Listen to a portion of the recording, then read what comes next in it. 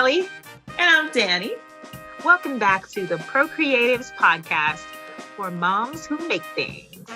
The podcast for moms and future moms who are navigating their creative careers as they raise their little inspiration.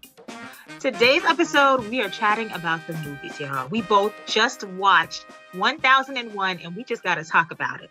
We're going to try our best not to give spoilers, but we will say go ahead and check out the movie if you haven't yet before you watch this episode. Or after. Definitely. We're going to try our best, but we ain't giving no promises. We're going to be out here. Okay.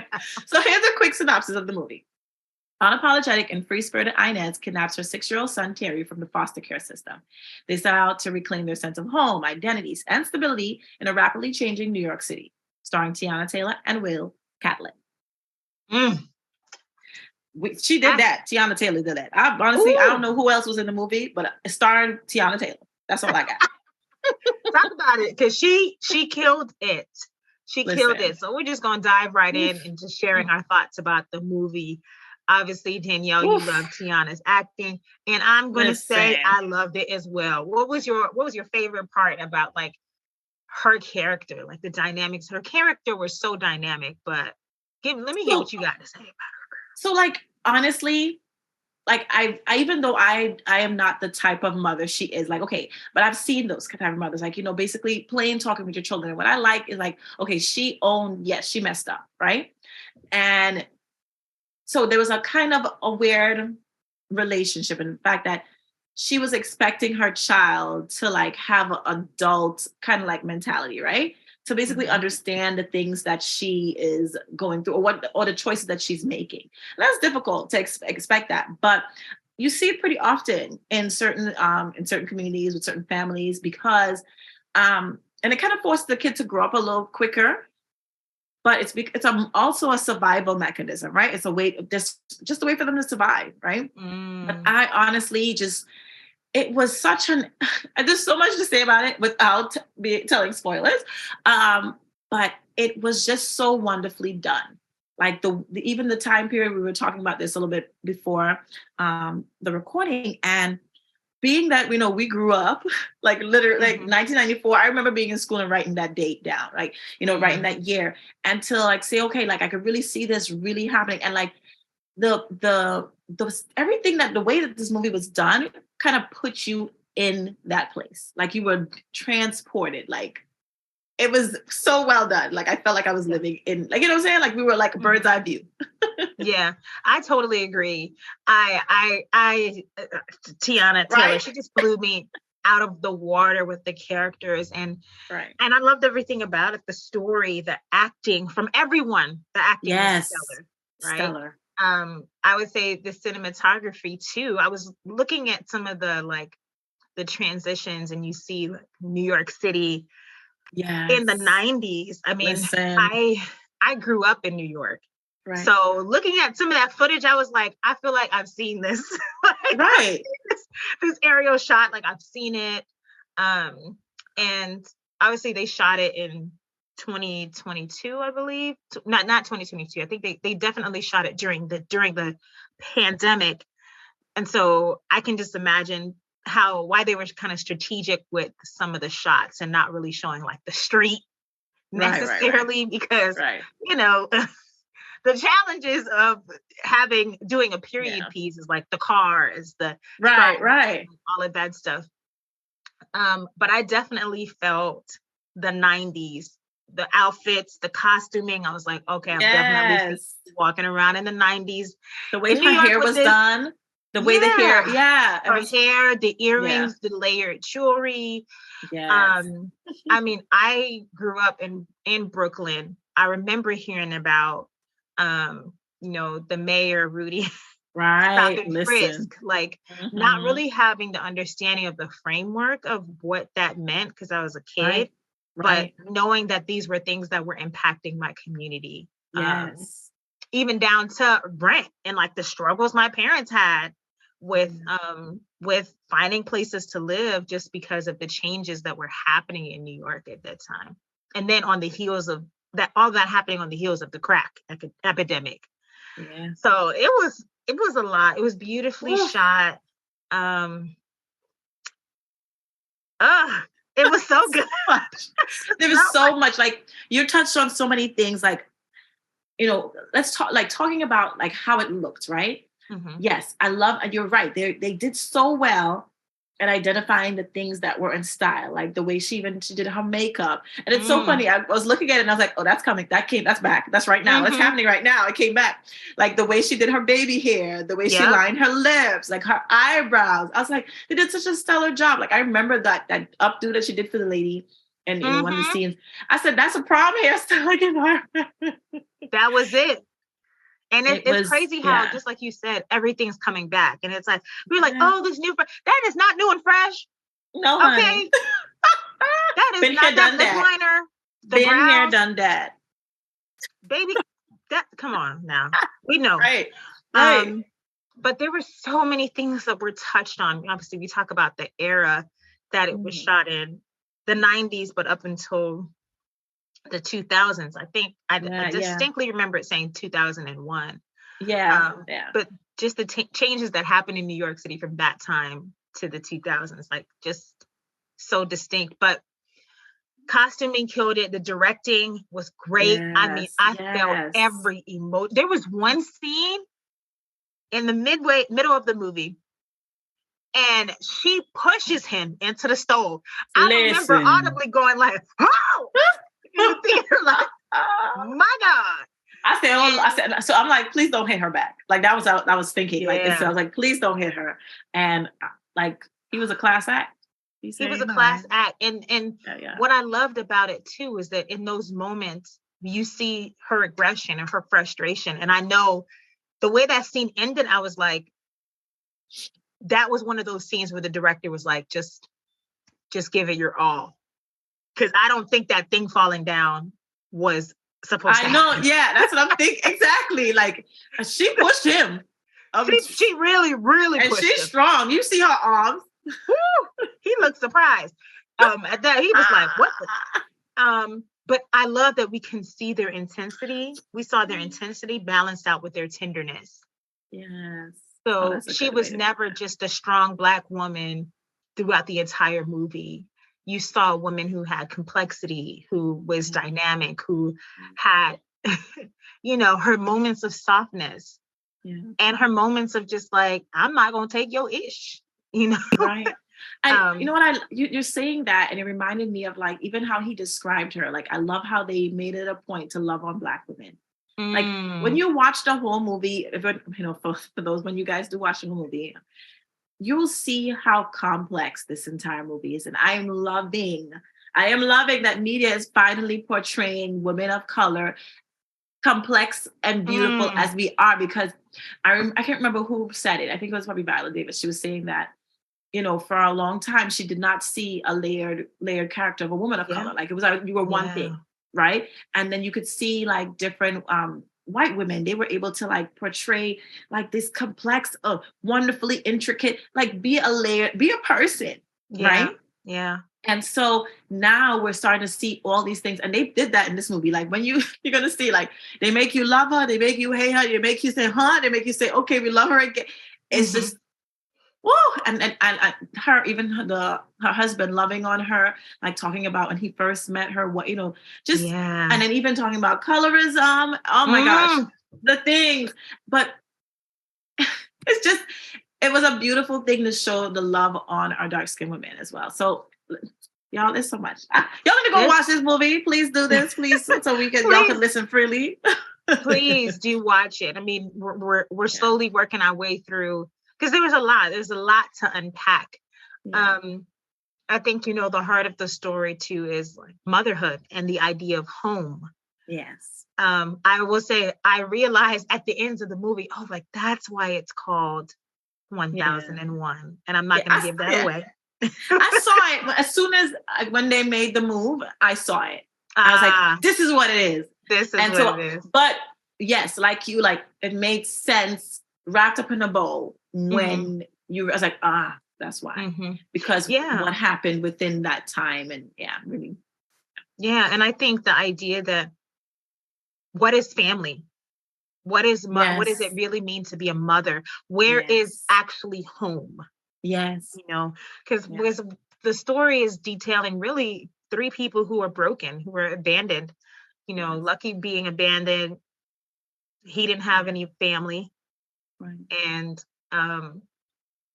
Inez, she also didn't have any family. She lost her parents to the crack, which a lot of people were losing. And during that time, people were going off on crack, and people were dying. It's literally an epidemic.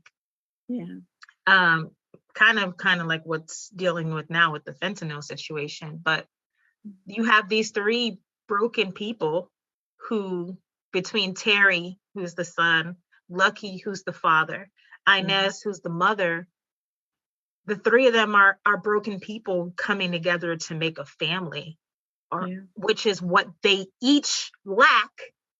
And so they come up with it for themselves, to define it for themselves, because they've never had it. So it's like, how can you be a mother when you haven't been mothered? But man, she mothered though. You know what I mean? But she didn't. But did she not mother? Yes. And that's the thing. So like, so the thing about, oh gosh, so much to say. Okay, but this movie has shown you how motherhood, being a mother, can be an intentional act. Right. And that you can make a choice, right? Even though like people say, well, you don't become a mother, you don't automatically become a good mother, right? Right. And obviously good also is, subjective, and it's definitely based on whatever, your needs are in your family dynamic, right? But she made the decision to mother, and boy, did she mother. She was trying to make sure that he was safe, even though there was the scene, right? Oh, Lord. When she was going to work and she said, this is here. Don't use the microwave up to this time. Don't answer the door. This boy had to be about 6 or 7. And she left their little boy home alone.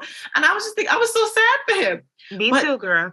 For her, and I guess because we're not doing that now, but for her, she was like, okay, and that's why I was like, she put that adult like mindset on him. Like, you gotta understand that I have to go to work. And if I don't go to work, I can't take care of you. So you gotta stay in here. And she gave him a job. And he couldn't, like, yes, you could be a kid, but within the confines of this space, don't go answering the door, don't talk to nobody. And I think that was a lot to put on him. But she was trying to do the best that she could, because she was getting that job for him to make sure she could, because the lady told her, she said, listen, you can have a job, and you're going to have to take it's going to be a trip. But she's like, but you will make more money. And she knew what she needed to do. And she went and she did it. And I'm glad you brought that piece up, because I also saw in this movie this idea of a mom who is sacrificing herself. Yeah. And, the moments where she says, you see her excitedly doing hair, right? She starts off the movie. She's like, all right, I'm out of jail. I'm hustling. I want to try to get hair because I know how to do that. Yeah. But she actually loved it, right? Yeah. And you see her doing this other woman's hair. She knows it's not a lot of money. Right. And she makes the decision, okay, I'm going to get it. I'm going to leave hair behind. But through different points in the movie, you hear her literally say, I miss doing hair. Yes. And I want to get back to it. Yes. I want to get back to it. Then later on in the movie, again, you hear her say, I want to do hair, when she's talking to Lucky. I want to do hair again. I want to have my own shop. And he's like, yes. He encourages her in that moment. And I love seeing that too. Yeah. That's why, even though you said they're broken, right? But there was so much beauty in it. Yeah. Like, it was a mess. You got to find it. You got to find the beauty in the brokenness. It was a mess. Because the man had a whole, we're not going to get into that. He was out here. He was in these streets, people. Okay. He was in these streets. But she knew, though. She knew. And the way she handled it was, again, to go back to the point about like sacrificing herself, because she has this conversation with Terry and she's telling him like, oh gosh, she said this thing about love where she is like, she doesn't want to be loved by anyone if it costs her loving herself, or something to that effect. And we literally see her transform throughout the movie. And it's not just because of the time, right? She's 22, she's doing her thing, looking cute.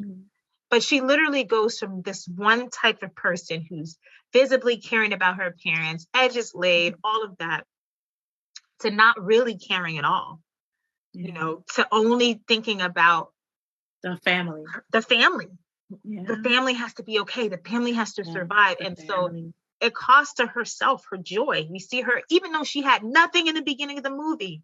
Yeah. She just got out of jail, but she had an energy and a joy to her that by the end of the movie, you know, she's like, she changed, man. I can't, you know, I can't. I've got nothing left to give. I gave everything for you. So yeah, that transformation, I felt like a lot of moms resonate with that. Like, I'm sacrificing everything. I'm sacrificing everything. Even fussing at him about school, right? Yeah. Like, and that's the other thing. She got her, first of all, kudos to her for getting her diploma, her GED while she was locked up, right? That you don't have to do that. Yes, there's time, but you don't have to have that mindset. So kudos to her for doing that, right? She came out and her friend, and I like that she had a friend that went to Clark Atlanta, right? And her friend was saying, you could do it too, you could do part-time, whatever. But she knew she wanted more for her son. Right. So she was like, you ain't even got a choice, buddy. It's my way or the highway. And I think, and people might say, oh, that's harsh. But no, because she saw beyond that. She saw how, I guess maybe how limiting not having that education or that experience was for her. And she was like, no, you're going to do better than me. You're going to do better than me. And even Lucky said it. He said, you're going to do better than me. You guys are going to be bigger than me. We're doing this for you. And that's it. Yeah, she literally gave everything. And that conversation at the table, you know, their last conversation before everything kind of exploded. You know, her saying just that to that effect, like, you're going to be okay. You're going to be great. You know, because she's like, I poured everything. One of the things that's controversial. Okay, go ahead. What she poured everything? No, but go ahead. I don't want you to finish. No. Let's go back to that. It's controversial because she's like, okay, you're going to be all right. But mothering does not stop at 18. He was like, a few days shy of it. But she felt, and that's the thing, I think in her mind, like, okay, yes, she did. Like that, once again, this shows that she's not perfect, right? But in her mind, she was like, okay, I did what I can before you became an adult, and now you're going to be, even when he was like, what should I do? Asking Lucky for advice. What should I do? He said, man, you're going to be a man soon. You got to make your own choices. Like, why are you rushing this boy? He's been forced to grow up so quickly. And I think part of it could be that Lucky didn't know what guidance to give him. Right. You know, without being biased, obviously, that too. But also, like, he don't know that scope. That's not his life. That wasn't his life. Not his, he don't know nothing about that way. And then, you know, for her to say, okay, well, now I gave you everything, because she started thinking about herself. Okay, now I gave you everything. You got all these tools. Go ahead and do it. But you still need your mama after you're an adult. You still need to be mothered. Like, I really believe that. Like, you know, it's simple. Like, we have these groups and we have these friend groups, and you still want to have that wise, you know, like somebody else you can call, who's been here, done that, who you can call on. So I felt like that was a little, you know. Yeah, I mean, that definitely was. I can understand your perspective on that. I can see that too. But then after experiencing the whole movie, I think that I could see why they made the statements they made. Although I do definitely agree with you that there's a lot in Black culture. It's like, you 18, get up out of here. Right. You know what I'm saying? And not all cultures it's so think hard. that way. But it's because it's so hard. That's the thing. It was so hard. When he was like, I'm hungry. She said, I only have $10 left. I'm going to give you $5. Like, yeah. Like, but before that, she gave him the rest of the sandwich that she was eating. Which I think was a significant moment too, because she's like, she's eating this sandwich. She was going in. She was really enjoying the sandwich too. And then he came and was just like, and it's like, to me, it was symbolic of like, as a mom, that's what you're going to do. You're going to give it. I got 10, but you can have 5. And she was fussing. I fuss, but I will still give it to you. I'm going to try not to fuss as much. I'm trying. So that, I mean, again, the layers and the dynamics of this, there are definitely some things in here that triggered me. Yes. Yeah. I think of like the moment, so 2 specific moments that stand out, where was Kim's mom. Yeah. Kim, which I love that display of sisterhood, right? She's like, to the end, I got you. Yeah. But Kim's mom basically is calling her a bad mom. And that triggered her. Yes. Because why? Listen, I'm doing the best that because your perception, and sometimes there are people in our lives as moms who are grown adults, have other women, other moms who are dictating the best way to parent our child. Now, we can acknowledge Inez was not perfect, and nobody's saying that she is, right? But you could see that she loved her child and she was trying her best to figure it out for her child. And she was doing it for the child. That's the part. Child. That's the part. She went out to look for a job, and she wasn't just out there, having a grand old time. Right. And going out and partying. Like, she was actually going out there so that she could make a way for her child.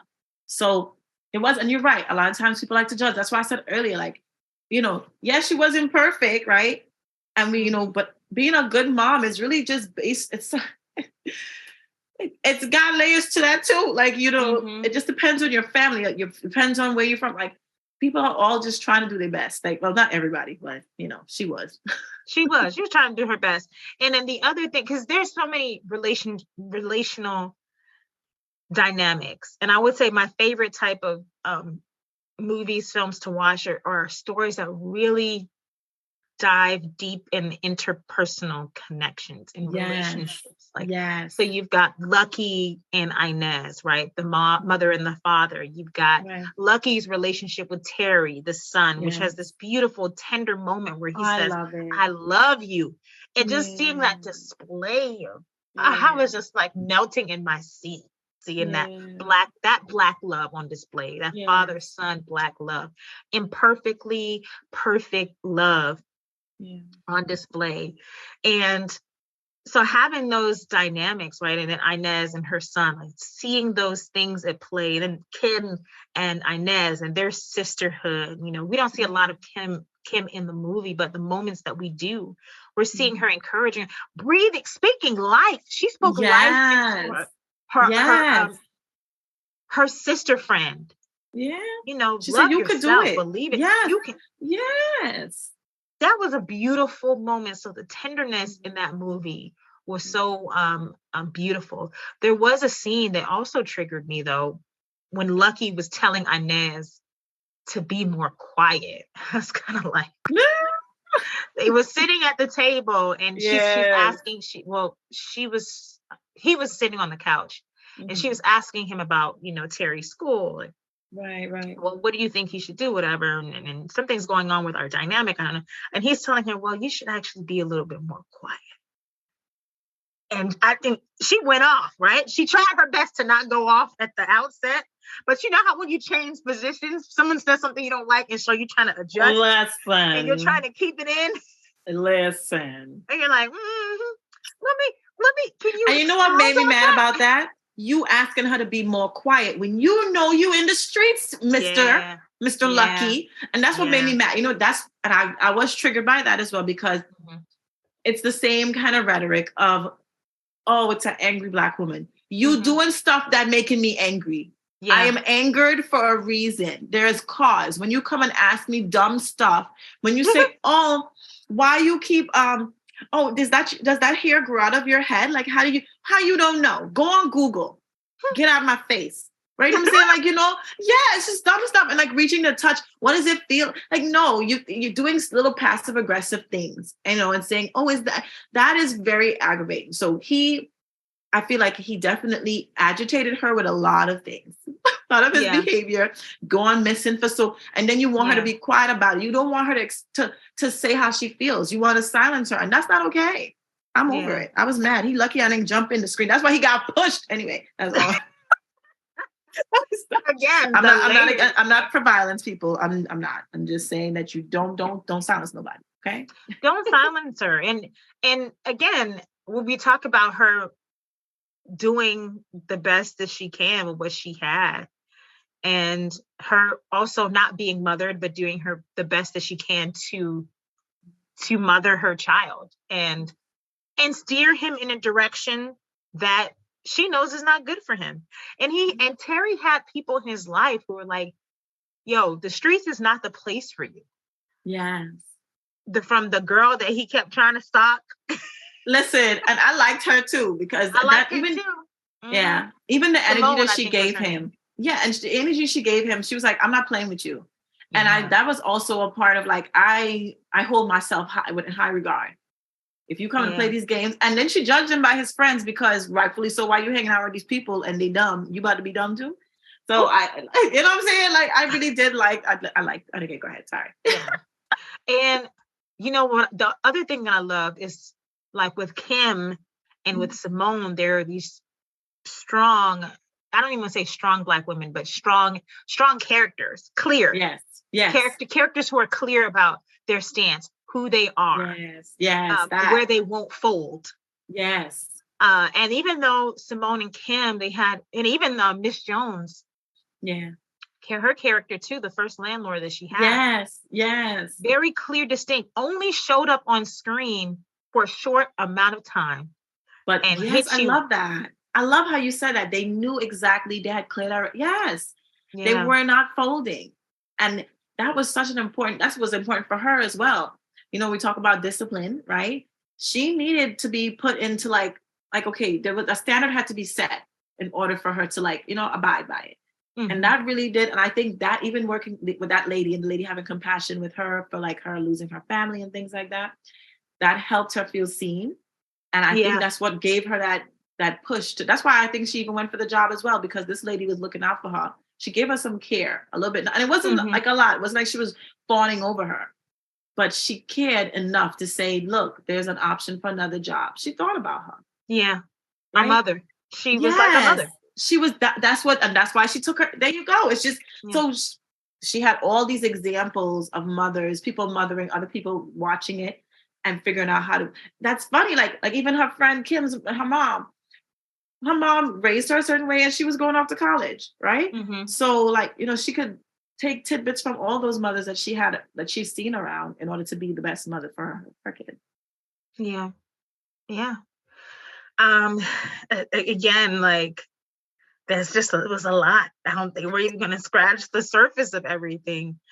But too, I want to discuss this idea of like, what is family and what is home? You know, what does that mean? You know, especially when you get to the end of the movie after seeing how everything transpired. Family is more than just the blood that's running through your veins. Yeah. You know, it's deeper than that. It's deeper than just a blood connection. Yes. It's deeper than just sperm and egg coming together. And it's the framework of relationship, support, depth, understanding, empathy, discipline. Okay. That part. Okay. Who are you talking to? She kept saying, who you think you're talking to, Terry? Terry, I don't care how big you get. Yeah, she was. Because he was big by the end of the movie. I was like, take him out. Take him out. Who are you talking to, Terry? Not even. And the style too. I'm just imagining that guy. The pants are like 2 sizes too big. I was like, this is really what it was like, y'all. Please don't bring back the 2 times the 3X white shirts. Right, the white shirts. Oh my gosh, the dress shirts, the nightgown shirts. That's what that was. We don't want those. PSA to whoever's in charge of fashion. Yes, please don't do that to us. We don't want that back. We lived through it, and we don't want that back. No. But yeah, that family, right? Just being what you make it and how you build it, in spite of what you had, because she lacked, right? She did not grow up with. She was living in a shelter. You know, she was a hustler, and she was doing the best that she could with what she had. She knew what she didn't want, right? And sometimes we're mothering because the decisions we make as mothers sometimes stem from, I know what I had and I don't want my child to have that. Yeah. Or I know what I had and I do want my child to have that. Right. Or we're just going to build a new thing. And I'm honestly, I'm proud of her in a way. Yeah. It's like, I'm proud of you through all these different moments when they're painting the wall. She's like, I never had a room of my own, you know, but you have one. Yeah. And she's like, I'm giving this to you. This is for you. But I just hated seeing her depleted at the end. I hated seeing her. Not that I hated it, I understand it was the journey of her character, but it just reminds me of mothers who are like, they're like, I gave everything to you and I have nothing for myself. And I don't think that that's something. Not a healthy dynamic. But I also noticed, so mental health was definitely a big topic I noticed in there, right? And even talking about the foster system, like the fact that he was able to be gone for so long. And I think about, they just switched boroughs. Like, were they in like Brooklyn before or something? They just switched boroughs, girl. And you couldn't find, like, come on, New York ain't that. It ain't like it's South Florida. But even still then, like, I realized the only reason they was looking for him is because they couldn't tax him because of the whole situation with his paperwork. Because they didn't care about nothing else. They didn't care about it. They did not care about it. And it was very frustrating. I said, mental health, just like a lot of different things in the Black community, is ignored. So like, and I was like, they wasn't really hustling looking for her after all this time. Okay, I see how we going. I'm spoiling the movie. Yeah, I mean, she also did a good job of trying to lay low, right? She was not. We didn't see her really walking on the streets like that. We didn't see, I felt like in watching the movie, especially after the beginning, I was like, when is the other shoe gonna drop? Because I just know the popo is about to bust down the door and get her. I didn't. At any moment, I was like, it's coming. Especially when she says like something's coming, I could feel it. Yes. Like, oh God. Yeah. Oh God, let me hold on to my little theater seats. But you know what? I don't know. I kept thinking, like, she was going through it, and the way she tried to rectify or cope with her mental health, and it wasn't necessarily that she was. I'm not saying that I'm diagnosing her with something, right?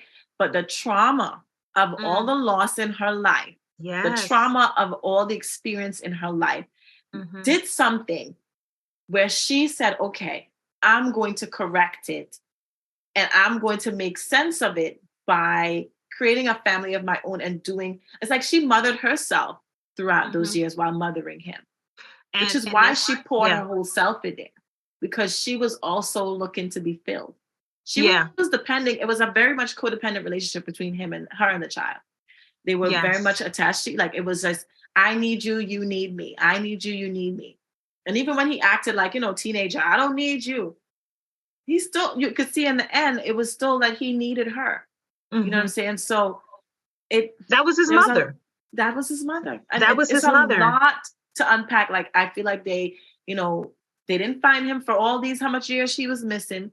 I don't know if they was looking, and considering all the other different things all the changes New York was going through, it just put me, it really upset me. And it makes you sad and say, dang, like they really there was no care for that, and it does, and because it doesn't look like, maybe they're like, oh, I can't understand that because, crack was not, I guess, a problem for other culture or other people, but they couldn't, and I don't even think they would rationalize it that way. Like the lady being so quick to call, say, I got to report this. You know what I'm saying? No questions asked, which I'm not saying you're not supposed to do your job. I think you're mandated and you're supposed to do your job, and that's great.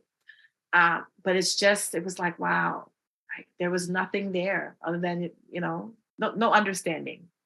And which is another thing that's tough. But anyway, I don't want to tell y'all. It's hard to talk about this movie, y'all, with y'all, that not be able to tell you exactly every single thing. Yeah.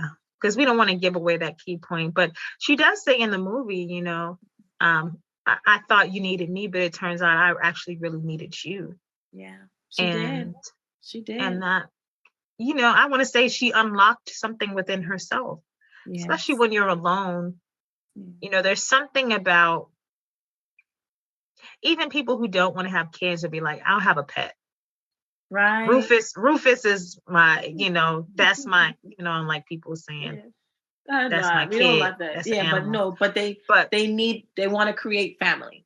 And I think that's just human nature. It's a core community. Yeah, it's one of those core human needs, right? Community, family.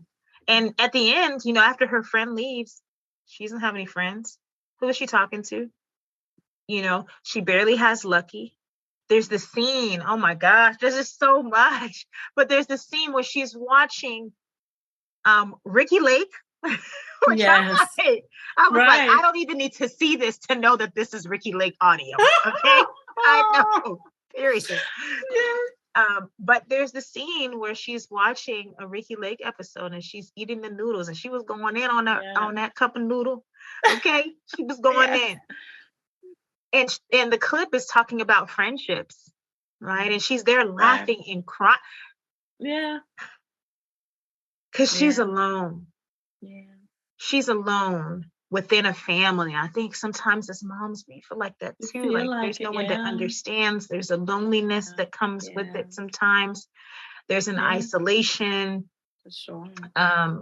You know, especially if your kid doesn't, the person that you poured into you is like resisting, is resisting or not appreciating, not valuing what you sacrifice from them. There's also a loneliness that comes from that. So that is another scene that had me like, oh, just like you felt for her. I mean, she acted her tail off.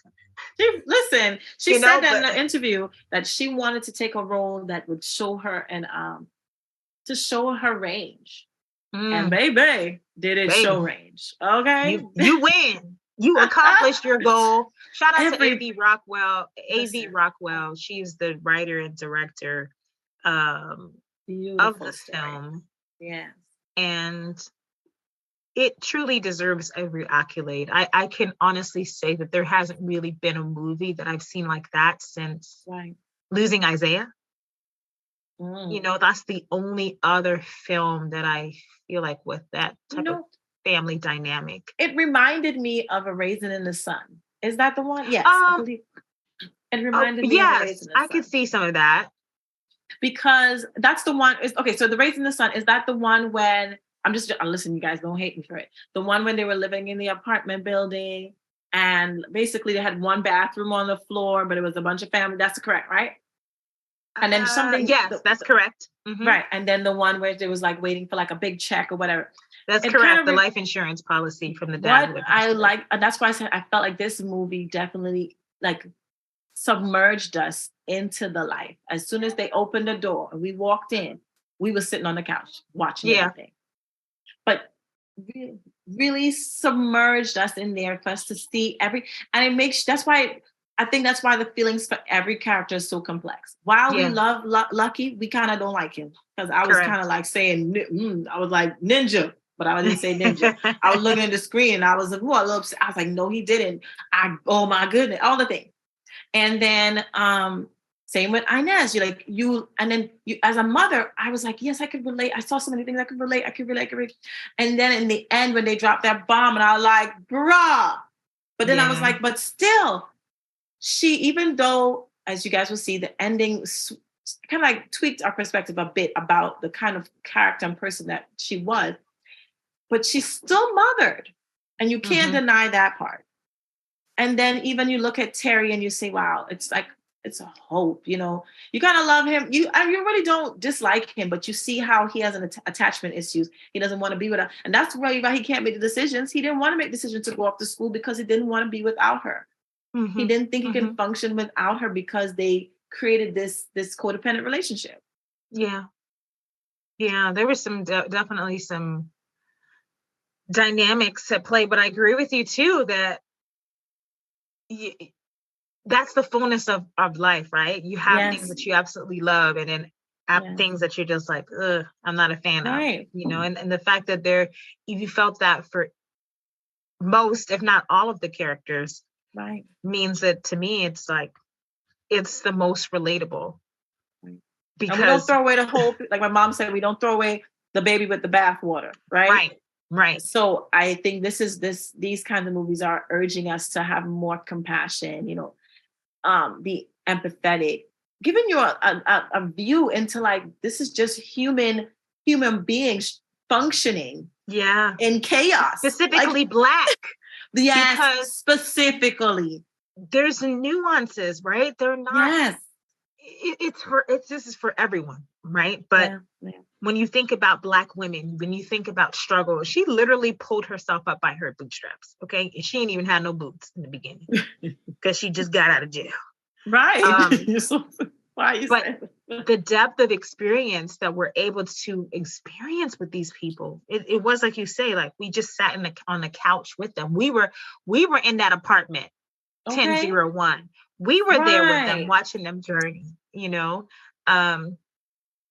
And just a lot of those intimate moments, just they made you feel so tender. Like the moments that made you so upset are the same. You turn it around and you feel this tenderness and this depth of love between these characters. And you know, it was ultimately, I think, a wonderfully done story about the realities of life, particularly in that era. But I think overall, fatherhood themes, you know, motherhood, friendship. And then, I mean, we can get into it really quick about colorism and gentrification, right? Because both of those things came up quite a few times. Oh, that gentrification made me want to fight that landlord. Let me tell you, I said, "Yo, come and busted up this lady kitchen, just so you could put her out." Yeah. Because you're making the place but you know what? Thank God for renters law, for renters' rights, because listen, people, know your rights. Go on Google is your best friend in this case. Look up your rights in your state and know that you have a right to live. And that's the thing. She didn't have an inhabitable place, like, because they come in, they tore up the shower and the kitchen. Like, you basically said, okay, you can't clean yourself and you can't feed yourself. Right. Like, that made me so angry. So now you can go on the street. And of course, even if they do make those changes, they're going to be raising your rent. So how are you going to afford to live there after they've taken it over and raised the rent? And again, like I said, I don't even know the depth of struggle that my parents had to face, because they were living in New York while all these changes were happening. But definitely even more so now with gentrification, you see people being moved out, pushed out of their neighborhood. They tried to buy my mom's house in Florida so many times. And she's like, no, why? Why do you, so you can flip it? And no, I lived here. I bought this. And it's like, you want to take away what people have worked hard for. I don't care if they're renting, they're owning it, whatever. Their investment. I think it's their investment. It's their home. It's their home. Home. And home, I think one of the themes too is home is more than just the space that you inhabit with people that are your family. Home is where the heart is. It's the most cliche statement of all. But listen, it's so true. But, you know, so when I was growing up, after my parents separated, we moved around quite a bit, you know, just trying to find that place was the best for us and within our means and all the things, right? And I remember moving all around, but yet still, like you said, the people that loved you, right? Stay with my mom's friends who weren't actually blood relatives, but they were family. They made sure that, you know, we were good. Like, they would check on us. Like, that helped keep us up. Yes, our family, you know, extended family did as well. But it's something about having people in proximity that, you know, like, care for you. Like, he was able to call on Kim, right? Because when he had nowhere else to go, he couldn't find his mom. He was able to call on Kim, and she was able. That was family. That's his aunt. He called her TT because she was there for him. And so there's so many things that create a home. And I think a lot of people can take it for granted. Which is why people are like, well, you know, the place is messed up. Why don't you just move? I think that's a lot of conversation. People are like, well, you just move, but it's not easy to just move. You know, it's not easy to just make that shift, especially when you're craving something, unmovable, when you're craving a foundation. When trauma has happened, you want things to be predictable. You want to be reliable. Stability. So yes, stability. If it might be bad, but at least you know that bad. And that's a real thing that people are coping with. People, and it's not, I know it might not sound healthy to some people, it might sound this and that and the other, but it's a reality for a lot of people and for life. So they gonna stick it out in a not so good looking apartment because that is where they have planted their roots. They've spent their time. They've created memories. They've had birthday parties. They got married. Like they had a wedding party out at the stoop. You know, that's and where a funeral service. Eventually, yeah, exactly. Eventually, but all those things, you know, make up. It's so much more than just like the place is not the only thing, but there's attachments to it, right? Emotional attachment to that, and you can have an emotional attachment to a physical. Yeah. That was very well said. I don't even have anything else to follow up with that because I think you said it really good. Colorism, because that came up. Right. I liked how she was like, "Oh, she not good enough for you, because she looked too much like you." But you know, it was funny to me. He was listening to his friends, right? That's correct. And there was his friend was in the cafe with him, and the friend was like, "I don't even know why you was trying to get with her. I tried a few times, but then he was still trying to diss her, right?" But because he stepped to her, and he didn't come to her correct, right? I'm not saying he disrespected her the first time he tried to step to her, but he was just probably wasn't genuine, spitting game, and she saw all of that. And she had a standard already. And that's why he was trying to diss her, because she had a standard. And I think that's where the disconnect with, I don't know if it's still happening, y'all, because I'm not in the dating world, but you know, Black women and Black men, you know, thinking it's too hard. It's not too hard. You know, because she just wants you to be yourself, but you can't be out here with the game. Look, Lucky even told Terry, he said, "Listen, I was trying to step to your mom, but I honesty came out." And that's what hooked, because it's about being your genuine self. Nobody wants to hear a game. Nobody got time for the games. Life is short. We don't want to hear your little, you know, play stories. We don't want to hear your little "hey ma," you know what I'm saying? No, you don't want to hear that. You can tell me that after the fact. After you tell me the serious stuff, you can try to flirt with me and say, "Hey ma, okay, I'll wink and kiki with you," but not in the beginning. Like, you know what I'm saying? Like he was so. And I think that's why he was like talking all that stuff. Maybe, I don't know, maybe they was able to get through to other people of other complexion a different way. But with everything that was going on in their neighborhood and in their lives, like, nobody want to play games. You playing with my life. This is serious. Yeah. And I think too, you know, particularly in New York, and I can't speak as deeply on this as I think I'd like to, is obviously, you know, Simone's character was dark skin. Teyana also, not Teyana, sorry. Inez's character addresses Terry with this, Terry and Lucky, about colorism, right? And they're and Inez shows her insecurity about colorism as it pertains to Lucky. And she shows, you know, she questions Terry on that. Colorism as well. And then we see the opposite side about where Simone's like, "I'm not here for anybody telling me that I love myself," basically. That's essentially right. What you said. Yes. And we've seen so much of that, especially in the media, especially, okay, in the 90s era. There was not a lot of dark-skinned women. Right. And I could be corrected on this. There's not a lot of dark-skinned women that I could think of that were like considered beautiful. Right. Yeah. Other than Naomi Campbell. Right. I can't think of anybody else. But her cheekbones are out of this world. She's absolutely beautiful. Out of this world. Yeah. No, but like they didn't have, it wasn't super chocolate. Right. Yeah. And a lot of times if they did put the super chocolate woman in, they were making her out to be like some kind of comic relief, or like she was like, you know, wasn't deemed as worthy. She was like the secondary character. Right. Yeah. Never, you know, so things changed, you know, things are changing now. Yeah, exactly. Moderately. Exactly. Because they're still saying, okay, we might want Black characters, but they're still creating a very small, like a puddle, you know what I'm saying?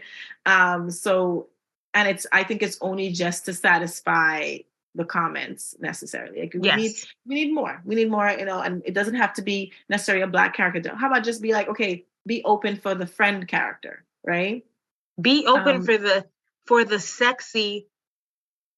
Yeah, for everything. I'm just saying, but like not based on like color and stuff, but based on like the person playing the role well. Like, you know what I'm saying? Like the character being the character. These people are not real, y'all. Yeah, it could be whatever y'all want it to be. Stop playing.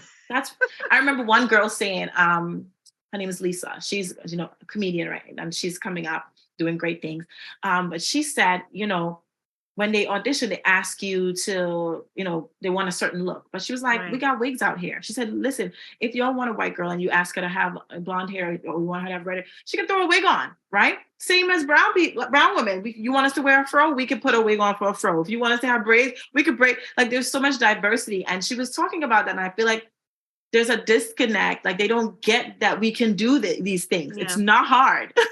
Like, the beauty supply store is like full. And I think these, they need to open their eyes and understand that, yeah, we can be, and it changes. Like, when I change my hair, I feel like I have a different personality, right? Your hair changes the way that you present yourself. So it's very much possible that you can get exactly what you want with the flip of a wig. Okay.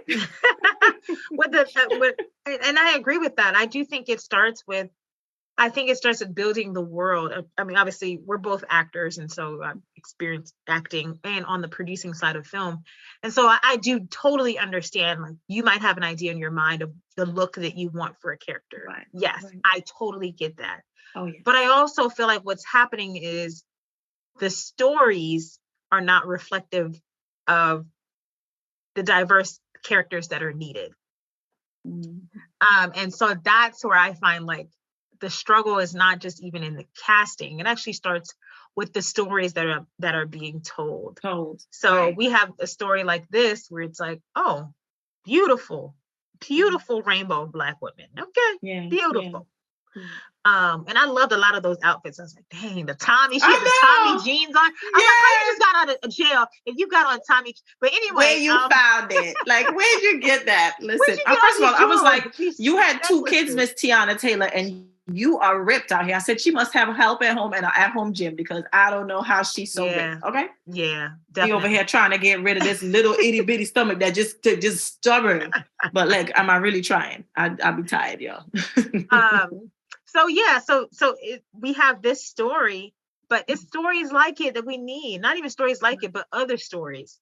Yes. Stories that show us in different lights, and then making the decision to cast out of the talent that you have.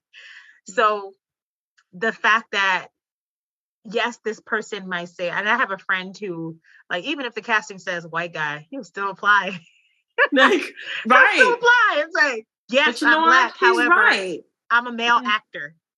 I care more about the male part than I'm gonna start doing that too. Part. I'm about to start doing that too. Because listen, what you looking for? Okay, we got what you looking for. Listen, you want me to have straight hair? Easy. Okay, easy. But different stories, telling stories that have depth, and more opportunities for that. I think about Viola Davis and her journey, and her talking about, like, she was just tired of playing the same role. Like, you want to be stretched as an actor. You want to be able to play different characters, to bring depth. And the stories that are out, the stories that are getting the most play, so to speak, are not that. Right. This to me is unique. Yeah. There are a lot more TV shows, but when I think about film, I'm like,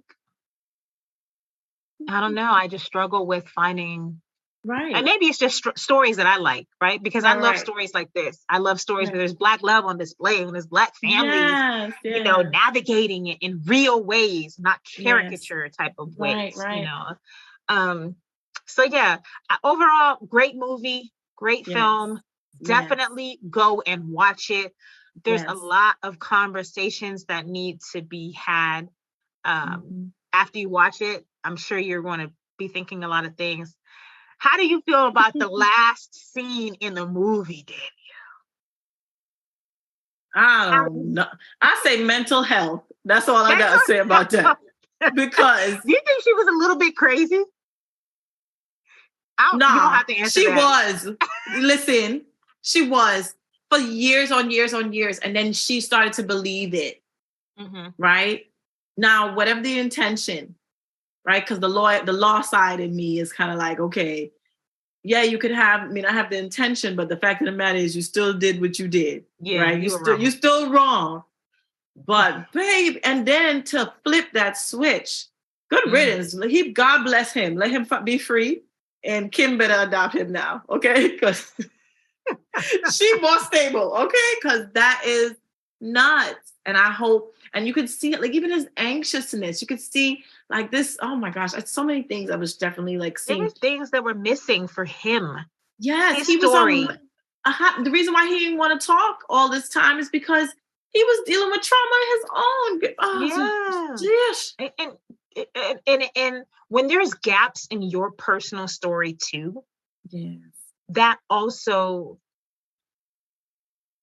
I don't want to say it adds another layer because you've lost yourself, right? Like the understanding, and even when we talk about slavery, right, being enslaved, the erasure that happened, where you come from, to understand where you've come from.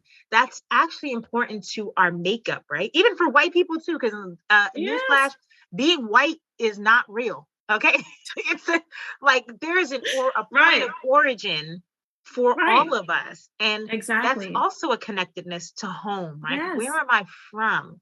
Yes. Where did I begin? It answers questions for you. Like Lucky said to him, like said to her, have the conversation with him so he could answer some questions that he's been.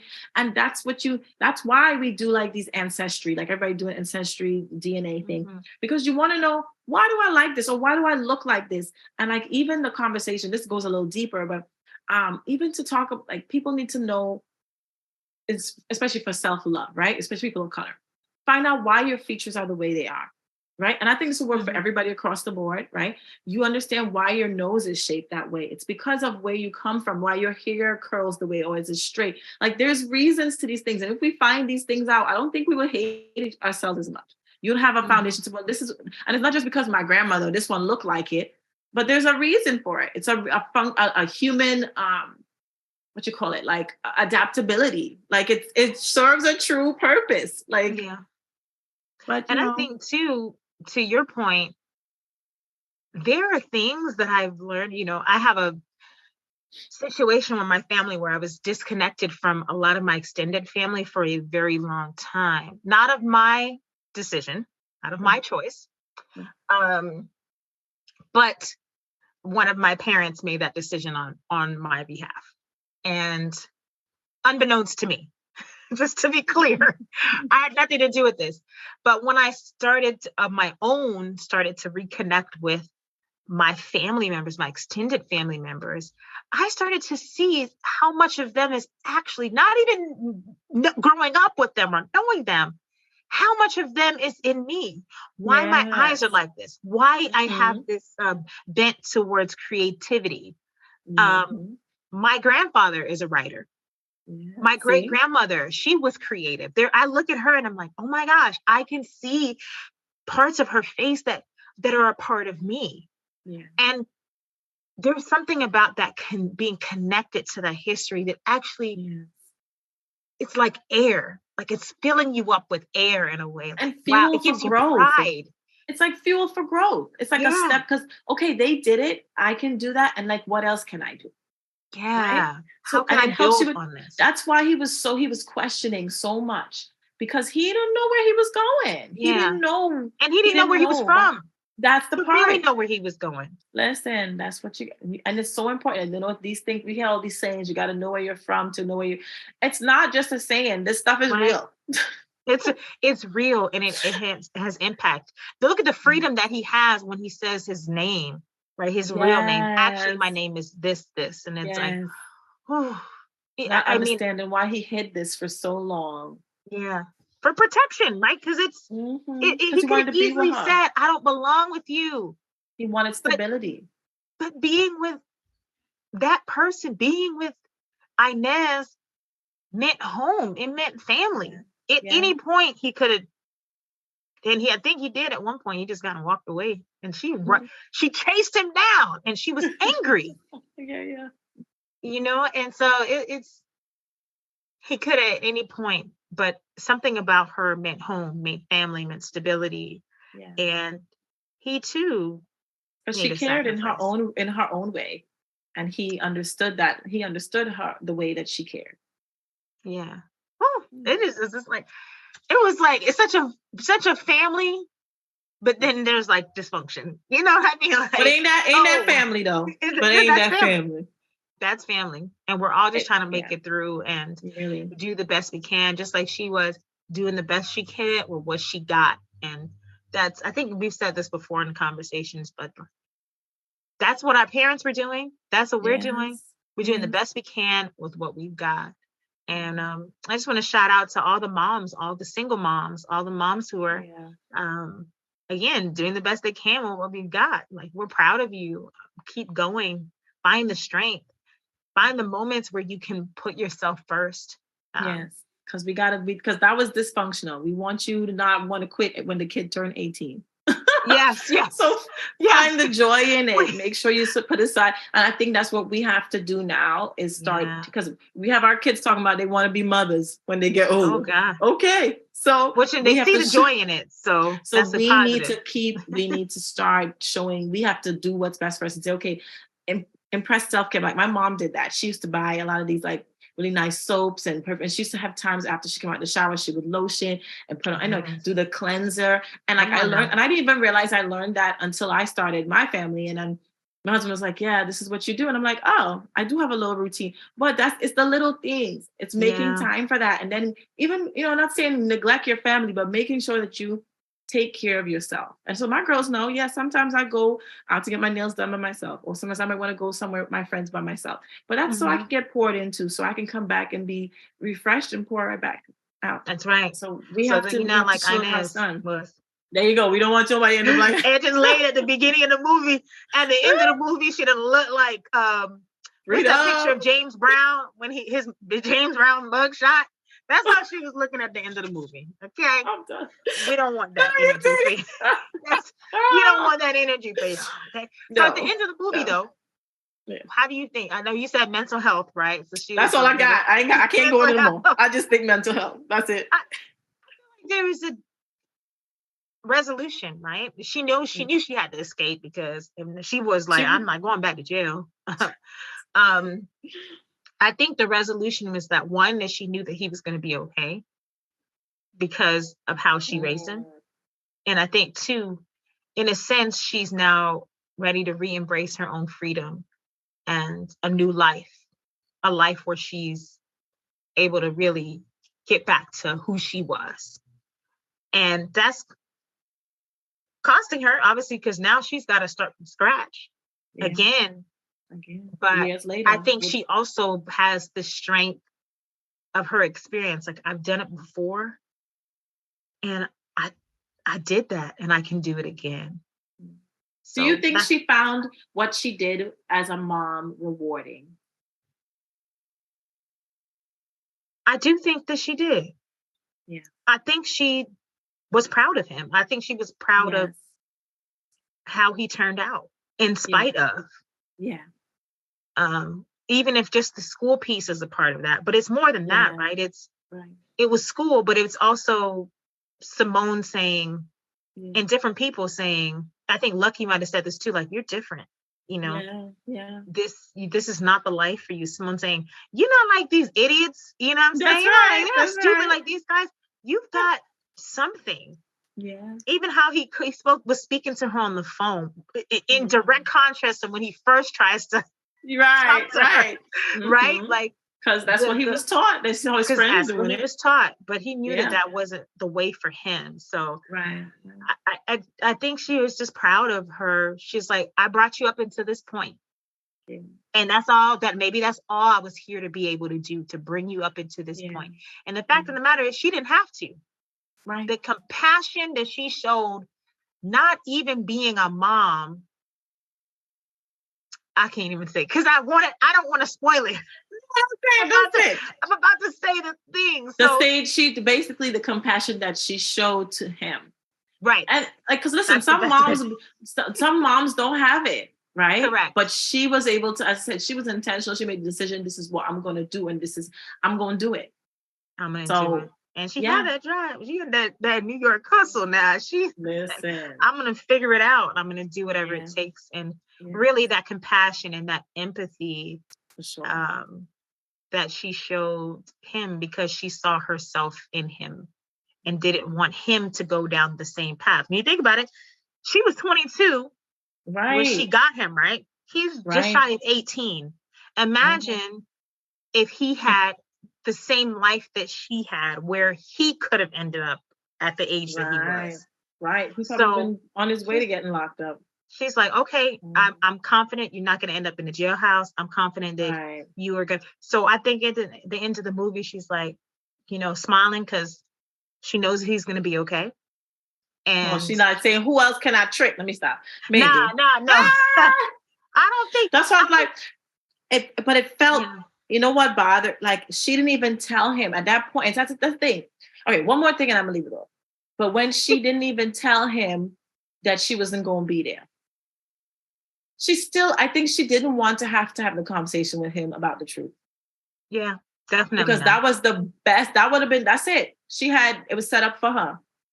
And I think she left so that she could be in control of the leaving, so that he didn't leave her. And, she came back to get her stuff or whatever and happened to meet with him. But they both were suffering a loss in that moment. Having to grieve, not just, the person who died, but also having to grieve the loss of the relationship. Yeah. And I think that's why she held on. And that's a hard thing. Because there's a couple of times where she wanted to talk to him, right? Yeah. She's like, I got to talk to you. And then the conversation went in a different direction. Of course, it's a break of a relationship. You know what's going to happen. You know it's not going to be all roses and butterflies. And it can't be the same. And it won't be the same.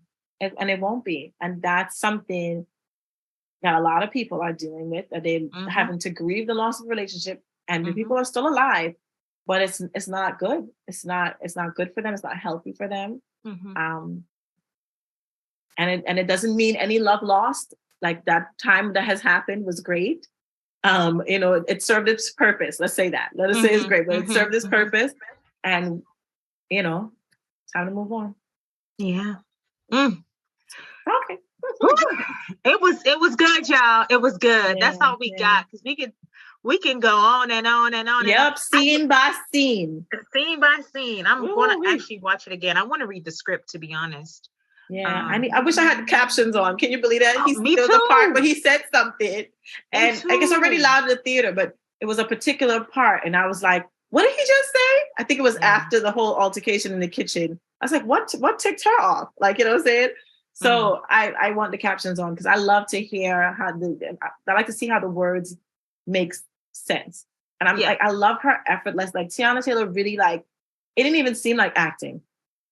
Well, she is from Harlem, so. but it's not even, I know, but it's the mannerisms. It's the way she moved her hands. Because she is a mother in real life, but she was able to translate that in a way. And I'm sure she could probably not the same type of mother as, as the character. Because she got little girls. That's all different. But it's just the flow that she had. And I think it was her co-stars that really helped with that. Like her co-star Lucky. But that man is an actor. Okay? Yeah, he's fantastic. Get that man some awards, please. Yeah. No, he's incredible. And when I was watching it too, I was actually thinking about Tanya and how she said, when there's like a tenderness that she senses when she looks at films that are made, by moms or starring moms. Like, there's a tenderness that you can see. And you could definitely see that. I mean, they killed it. My last and final point, because we got to go home on this conversation, is that guy who played Terry, the last guy. He sounded just like Jay-Z to me. I kept wanting to laugh. Like, I thought he was a good grown-up version of the younger Terry. Oh yeah. The middle Terry, he did his thing. No shade to him, but he didn't have the look that matched up the beginning and the end. Yeah, for sure. And the end Terry, come on. He was like, when he was watching, I say he got man hands. He couldn't be no teenage Terry. So he had to be coming out to the end. They had to break it apart. But they all did well. As you said, everybody acted well. The little boy, like, played his role well. Everybody. There was very well done casting, directing. It's well done. Gosh. And then Lucky wasn't even, he knew, oh, God. He loved him like his own. But he loved her and her crazy. He loved her too. And he's like, it was, I want to know how the relationship went with the other lady, but I ain't gonna talk about it. I want to know how that. I want to know. I want to know what that was about. I think she just got pregnant by a look, because I'm just kidding. We only saw the interaction twice, but clearly that's where he was staying when he wasn't staying with them. When he went missing, he was staying with. He didn't go that far. Terry, you was Dominicana. You don't like to travel too far. He didn't like to travel too far. He probably just walked across the street. Yeah, look. Anyway, y'all, we are done. We are done. Go see the movie. Go see it. 1001. Very good. Very good. Very good. 1001. And we want to hear your thoughts. We want to hear what you have to say about it. Send us a message, comment on a post, talk about it, send us a direct message, let us know. Let us know what you really thought about it. If you want anything that you want us to elaborate on, we out here chatting it up, talking it up, trying to educate, trying to uplift. Let us know. Yes. And you can send us an email at the ProCreativespodcast@gmail.com. You can hit us up on Instagram, just like Danielle said, Facebook. Yes. Thank y'all for listening. Catch us weekly on Spotify and Amazon. Leave a review, follow us, so you can get more information and inspiration on motherhood and making things. Shout out to the Black women who held this movie down. 1001. Go and check it out, y'all. Yeah.